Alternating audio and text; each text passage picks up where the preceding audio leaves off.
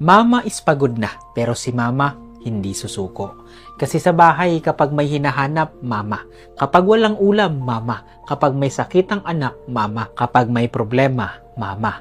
Pero kapag si mama ang tahimik, ang pagod, ang mabigat ang dibdib, madalas walang nagtatanong, ma, kaya mo pa ba? At ito po ang masakit. Sanay tayong makita siyang kumikilos. Kaya akala natin okay lang siya. Na gusto niya nang humiga pero may anak pang kakain. May bahay pang aasikasuhin. May problemang siya pa rin ang inaasahang umintindi. Kasi ito po ang totoo. Hindi siya napapagod. Hindi lang siya pwedeng bumigay. Kasi alam niya kapag siya ang tumigil, may maghahanap, may magugulo, may iiyak. May pamilyang mawawalan ng lakas na sa kanya lagi kinukuha. At higit sa lahat, hindi po siya robot. Hindi siya katulong, hindi siya walang hanggan. Mama siya, pero tao rin siya.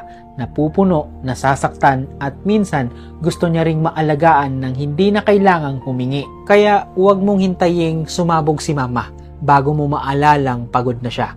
Tulungan mo, kamustahin mo, pahingahin mo dahil may mama na hindi nawawalan ng pagmamahal pero unti-unting nawawalan ng sarili sa kakalaban para sa lahat.